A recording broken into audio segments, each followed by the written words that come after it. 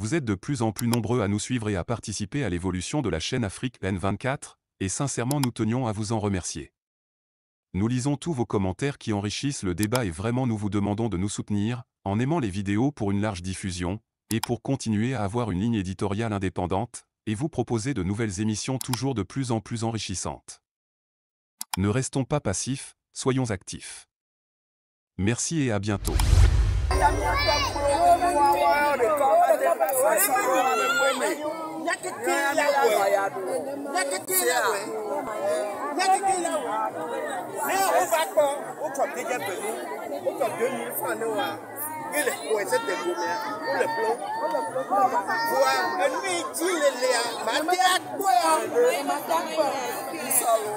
Qui reçoit pour vous aujourd'hui Madame, Monsieur, Madame Brigitte Kassi Johnson, la secrétaire générale de la CDP, coordinatrice générale de la dynamique. Monseigneur Kodjo, on l'écoutait tout à l'heure.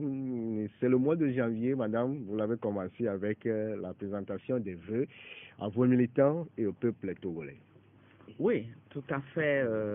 C'est d'autant plus normal que nous avons besoin, en tout début d'année, de prendre nos repères, hein, de nous fixer des objectifs, parce que la vie est un combat et chaque année est une promesse. Et la promesse que nous attendons, c'est celle d'une vie meilleure pour nous-mêmes, mais aussi une promesse de lendemain meilleur pour notre pays, le Togo, pour l'Afrique, parce que les Africains, les Togolais, plus encore, aspirent vraiment à mieux vivre, à vivre libre, aspirent à pouvoir librement choisir des dirigeants et des dirigeants qui servent leurs intérêts. C'est la leçon qu'on peut tirer du drame qui nous est arrivé tous le 13 janvier 1963. Et cette année, c'est une année particulière parce que ça va faire 60 ans que le premier président du Togo a été assassiné. Mais avant d'aller plus loin, permettez-moi de présenter mes excuses à ceux qui nous suivent sur Facebook. Je ne me permettrai pas de leur manquer de respect. Ils vont certainement se demander pourquoi cette dame est en lunettes noires. Ce n'est pas du tout par coquetterie, c'est pour des raisons médicales. Je dois me protéger mes yeux de toute lumière intense. Donc vraiment toutes mes excuses. Peut-être. Je me montre ainsi en public. Oui. Ouais, parce que même hier à la conférence de presse, vous avez aussi c'est avec vous. Absolument. Mais madame, au-delà de tout, l'année 2020 vient de rentrer dans l'histoire. On vient d'entamer la nouvelle année. On a déjà bouclé 10 jours déjà de cette année 2023. Mais politiquement, en 2022, que retenez-vous au niveau de la CDPA, au niveau de la dynamique, Monseigneur Kodjo? Eh bien, 2022 était une année où on a connu beaucoup d'événements sur le plan mondial, sur le plan régional africain et comme sur le plan national. C'est une année qui nous montre, c'est le moins qu'on puisse dire, que le monde est en plein bouleversement, que le monde est en quête d'un ordre mondial plus juste, qui ne soit pas simplement unipolaire où tout est aligné derrière une seule puissance, mais c'est un monde qui est en quête d'équilibre, de justice entre différentes forces qui s'organisent et c'est une opportunité extraordinaire pour l'Afrique, pour qu'elle puisse renégocier sa place sur le plan géopolitique. Et je me réjouis de ce que les peuples africains prennent conscience de plus en plus de ce que pour que ces changements arrivent là, il faut qu'ils poussent à ça, il faut qu'ils s'impliquent. La leçon qu'on peut en tirer aussi, c'est que aucun peuple ne peut plus mener son combat pour la liberté contre les dictatures qui subsistent en Afrique. Aucun peuple ne peut le mener en vase clos.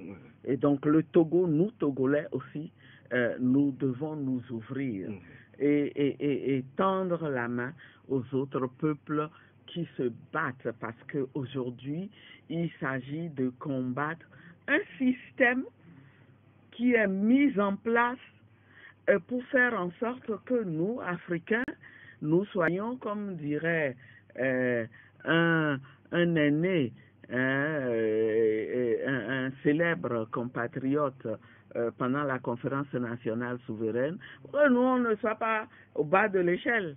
On ne restera pas continuellement au bas de l'échelle. C'est une année qui a ouvert les yeux aux Africains. Et je disais que les promesses de 2023 sont énormes. Nous ne devons pas rester inactifs. Il faut que nous nous bougions pour faire en sorte que ce combat que nous avons commencé au Togo puisse aboutir. Voyez-vous, en Afrique, c'est à partir du Togo que pour la première fois, en assassinant le premier président élu, on a voulu dire aux Africains, qu'est-ce que vous croyez? Ah bon, vous dites que vous êtes indépendant, hein? Vous croyez que vous êtes libre de choisir des dirigeants que vous voulez et qui vont être à votre service, défendre vos intérêts? Non, non, non, non, pas du tout. Détrompez-vous. Ce n'est pas comme ça que ça va passer. C'est nous qui devrons approuver, qui devront en quelque sorte donner la légitimité aux dirigeants qui seront à la tête de vos pays, mais qui y seront parce qu'ils servent nos intérêts et pas les vôtres. C'est aussi simple que ça. Pour nous, c'est le message essentiel qu'il faut tirer de ce qui s'est passé le 13 janvier 1963. Et à partir du Togo, eh bien, ce même système-là, on s'est déployé à l'appliquer partout. Et c'est ce qui explique que d'élection en élection, depuis 1963, le Togo, les Togolais n'ont jamais pu mettre à la tête de ce pays des dirigeants qu'ils veulent. C'est ce qui explique que nous ayons eu un mal fou tout le temps avec les élections présidentielles. Et la DMK a été bien inspirée, vraiment bien inspirée de dire non, ce système-là qui est mis en place, il faut le briser.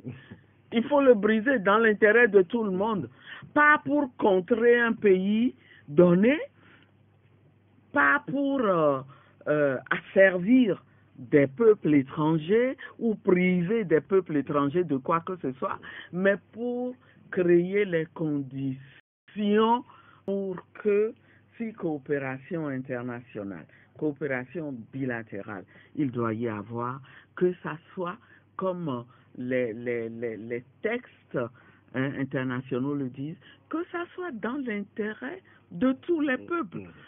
Ce système qui consiste à servir certains peuples pour le bien d'autres peuples, il n'est pas viable. Et voyez-vous, ça fait 60 ans. Il faut qu'on se réveille. 2022 est parti, 2023, on vient de l'aborder dans votre déclaration liminaire hier, la conférence de presse. La première phrase, vous dites que l'année 2023 vient de commencer avec ses nombreux enjeux et ses défis, mais aussi ses espoirs. Des espoirs pour le peuple togolais, le peuple africain, Madame Adiamagbo? Eh bien, c'est des espoirs de changement de l'ordre établi. Et concrètement, pour nous, Togolais, c'est l'espoir que ce combat que nous menons pour que nous choisissions les dirigeants que nous voulons, il aboutisse en 2023. Et que le combat que nous menons pour qu'il y ait alternance au bout de 60 ans de gouvernance d'une seule famille, parce que c'est vrai, il y a eu quelques années ou quelques mois où on a mis... Mais qu'est-ce qui explique aussi ces échecs répétitifs? Est-ce que vous ne vous interrogez pas aussi au niveau de l'opposition? Pourquoi, depuis 60 ans, ça ne décolle toujours pas? Oui, c'est vrai que l'opposition a fait des erreurs qui n'ont pas facilité l'atteinte de nos objectifs. Mais quand vous analysez les causes profondes de ces échecs, vous vous rendez compte, comme je le disais tout à l'heure, qu'en réalité, ça fait partie d'un système qui a été établi et qui est respecté par tous. Dans le monde, on a attribué une place à l'Afrique, elle doit rester à cette place-là, et ça veut dire que, notamment pour nous pays qui faisons partie d'un précaré donné, eh bien, ça veut dire que ce n'est pas nous qui choisissons nos dirigeants. Ça veut dire que nos dirigeants ne sont pas libres de faire des options pour servir les intérêts des peuples.